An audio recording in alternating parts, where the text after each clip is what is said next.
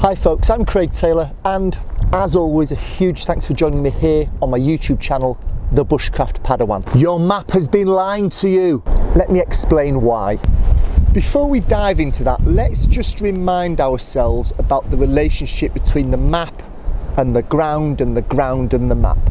First thing first, golden rule. The ground is always up to date. It's always up to date. It's never out of date. It's never wrong. It's never incorrect. The ground is always right. It's a bit like my wife. Your map, on the other hand, may not always be up to date. Your map is accurate at the point that the information was gathered to create the map. From that point on, the world moves on. Forests grow, forests get chopped down, housing estates spring up, buildings are demolished, water courses are perhaps rerouted. The world moves on beyond the point where the information for the map was gathered. So the world around us is accurate as of today. Your map may be out of date. So there's one inherent inaccuracy around the map, but that kind of can't be helped. There is something else that is rarely spoken about when it comes to map reading and land navigation, insofar as there is actually often, not always, but often there is an inaccuracy purposefully built into your map because it just can't be helped. Let's explore what that is. This inbuilt inaccuracy is known as displacement of detail. In all of the years I've been navigating, all of the books I've read and the videos that I've watched, I've only ever heard displacement of detail discussed once, and that was on my map reading instructor's course back in the mid-90s. Oh man, I feel old. Back in the mid-90s. Only place I've ever heard it discussed in any depth at all, and it stuck with me. Here's the concept of displacement of detail.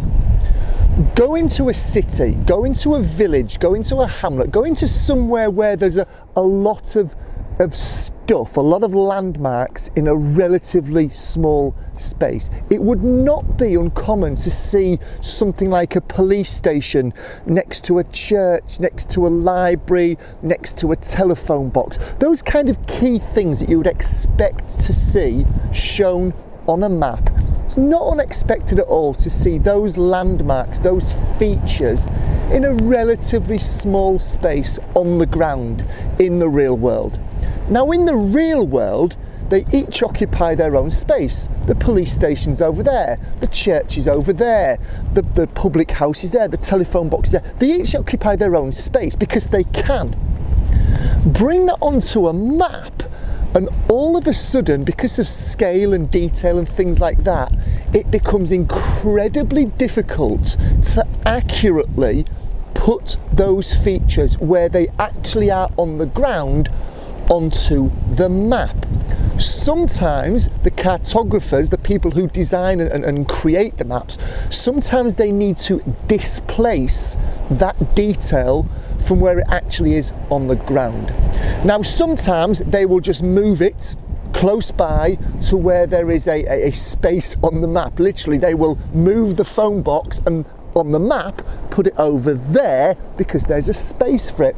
Other times on some maps you'll also see a small thin line from the symbol to where it actually is on the ground. And when you see that, and you're seeing a version of that up on the screen now, when you see that, that is known as displacement of detail. In layman's terms, they simply cannot fit that amount of detail in a small space on the map. If they tried, one of two things would happen. The map would be massive, it would be the size of a sheet of wallpaper, or the detail would be so small that it would be unusable. You simply wouldn't be able to see it. So in order to keep the maps relatively small, in order to keep the detail to the eye large enough to see, sometimes we need to displace detail on and around the map. So if you ever find yourself, usually in a built-up area, not always, but usually in a built-up area, if you ever find yourself in a position where things just don't seem to be where they should be, but they're close by, according to the map, you're probably seeing displacement of detail in action. Either that, or you are completely and utterly in the wrong place. So I thought I'd give you a little insight into something that is rarely spoken about there, is valuable to know, and is worth considering if you are ever out navigating. Displacement of detail.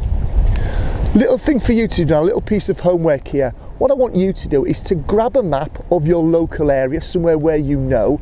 Just take the map out and just see if you can find something that is shown on the map, that is on the ground, but it's different. It's kind of the same, but it's different. The phone box is there, but not quite where it is on the ground. It's been displaced on the map. Little piece of homework for you there. Let me know your thoughts. If you manage to get out and do that, tell me what you discover down in the comments below. If you don't get the chance to do it, have you ever been caught out by displacement of detail? Have you ever looked at a map and thought, well, the map's actually saying that this is there, but I'm on the ground and it's not there, it's over there. Again, you're probably suffering from displacement of detail, or you are completely and utterly lost.